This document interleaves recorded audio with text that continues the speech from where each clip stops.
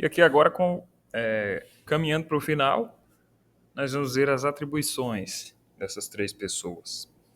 Eu tinha mencionado anteriormente que os judeus eles têm essa crença, né, de que é um Deus e uma pessoa e pronto, acabou. Os muçulmanos também têm essa crença, mas os cristãos eles reconheceram que o Pai, o Filho e o Espírito Santo são pessoas distintas. Os judeus não reconhecem Jesus como o Salvador do mundo, os muçulmanos também não. Os cristãos sim.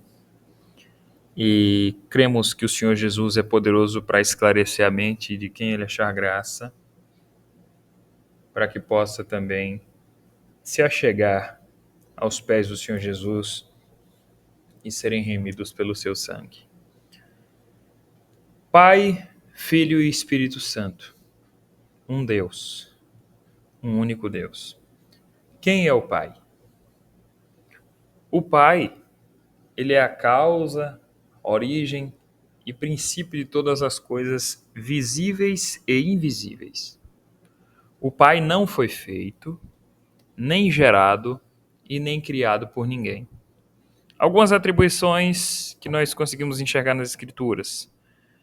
Talvez não seja somente essas, né, irmãos? Acredito que a lista aqui é um pouco curta para que a gente também não tome muito tempo. Mas nós vemos que o Pai ele ordenou a criação, conforme Gênesis 1, de 1 a 3.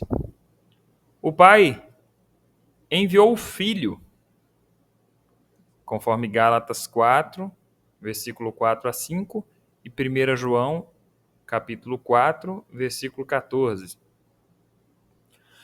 O Pai, ele concede acesso a Cristo, conforme João 6, versículo 65. O Pai também nos atrai a Cristo,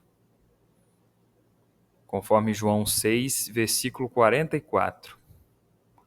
O Pai nos guarda, conforme está escrito em João 10, versículo 29. O Pai, ele adota-nos como sua família, conforme está escrito em Efésios, capítulo 1, versículo 5.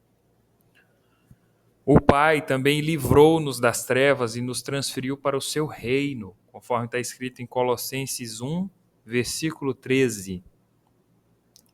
O Pai entregou o seu Filho por nós e nos dá com ele todas as coisas, conforme está escrito em Romanos 8, versículo 32.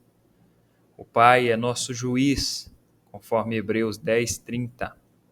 É também nosso protetor, conforme diz o Salmo 18, verso 2. Ele é também provedor, conforme Mateus 6, 30. Ele é a autoridade suprema, conforme o Salmo 115, versículo 3. E ele também enviou o Espírito Santo, conforme João 14, verso 16 a 17. O Filho, quem é o Filho? É o Verbo de Deus, a palavra feita carne, por quem foram feitas todas as coisas, e sem ele nada do que foi feito se fez. O Filho é o Messias que se encarnou para salvar a humanidade. Ele procede do Pai. Não foi feito e nem criado, mas gerado na eternidade. Por isso não existe um tempo quando o Filho foi gerado. Não. Ele é eternamente gerado do Pai. Isso nós não conseguimos explicar. Não adianta nós tentarmos discorrer qualquer assunto a esse respeito. Não conseguimos explicar. Mas a Escritura diz assim: Tu és o meu filho e hoje te gerei. Né? Então vamos descansar no que a Escritura se limita a nos dizer. Vamos descansar na grandeza de Deus. Mas algumas atribuições do Filho. Ele realizou o trabalho manual da criação, conforme está escrito em Colossenses 1,16 e João 1, versículo 3. Ele sustenta o universo, conforme Colossenses 1,17. Ele destruiu a barreira entre nós e Deus, conforme está escrito em Efésios 2, versículos 13 até o 18. Ele serve como mediador entre nós e o Pai, conforme está escrito em 1 Timóteo, capítulo 2, versículo 5. Ele demonstra o Pai em forma corporal, conforme está escrito em Colossenses, capítulo 1, versículo 15. Ele viveu como nosso exemplo, conforme está escrito em 1 Pedro 2, 21. Ele satisfez a ira do Pai contra o pecado, conforme está escrito em João 3, 36. Ele serve também como nosso sumo sacerdote, conforme está escrito em Hebreus 4, 14.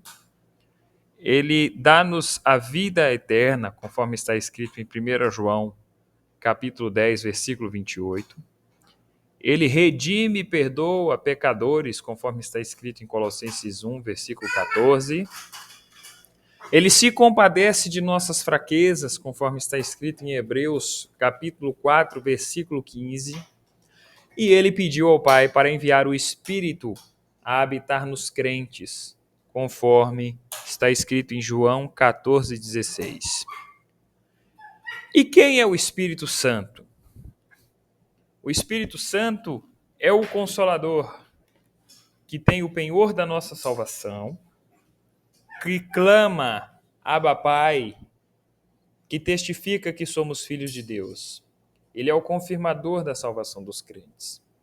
Ele não foi feito, não foi criado e não foi gerado, mas procede do Pai e do Filho eternamente. Eternamente.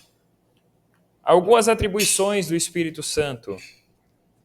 Ele efetua o novo nascimento e a renovação espiritual, conforme está escrito em Tito 3, versículo 5. Ele habita nos crentes, conforme está escrito em Romanos 8, versículo 11. Ele também testifica que somos filhos de Deus, conforme está escrito em Romanos 8, verso 16. Ele convence do pecado, conforme está escrito em João 16, verso 7 a 8. Ele nos ajuda em nossas fraquezas e intercede por nós, conforme está escrito em Romanos 8, 26 a 27. Ele também nos ensina, conforme está escrito em João 14, verso 26. Ele guia-nos à verdade, conforme está escrito em João 16, verso 13. Consola-nos, conforme está escrito em João 14, verso 16. Ele santifica-nos, de acordo com Romanos capítulo 15, verso 16. Produz frutos em nós, conforme Gálatas 5, verso 22 a 23. Ele sela-nos e garante nossa salvação, conforme está escrito em Efésios 1, verso 13 a 14. E ressuscitou Jesus dos mortos também, conforme está escrito em Romanos 8, versículo 11. Ele identifica-nos como filhos de Deus, conforme está escrito em Romanos 8, versículo 9. E também distribui dons à igreja, conforme está escrito em 1 Coríntios 12, versículo 4.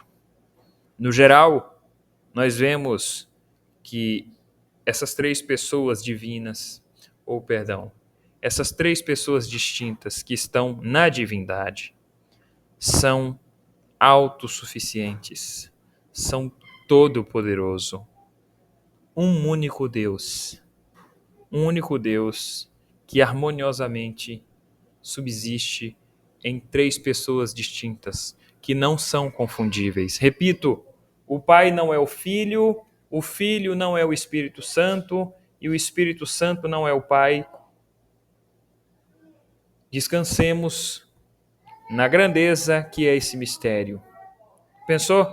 Se tudo o que nós fôssemos pensar a respeito de Deus fosse altamente compreensível, e ainda assim Deus nos permite identificar que Ele é três pessoas distintas em uma divindade. Ele é Deus Todo-Poderoso em três pessoas distintas. Estou repetindo isso para que isso possa ficar fixado na nossa cabeça. Só assim para que nós possamos memorizar essa doutrina gloriosa de que Deus, ele não é três deuses, não é três manifestações simplesmente, três pessoas distintas em um único Deus, Pai, Filho e Espírito Santo. Louvado seja Deus. E como esse Deus triuno se relaciona com a sua criação? Ele se relaciona com a sua criação de forma providencial. Ele é um Deus que provê, ele é um Deus que nos dá graça, ele nos concede favores. Ele é um Deus protetor, glorioso. Ele criou o homem em conjunto.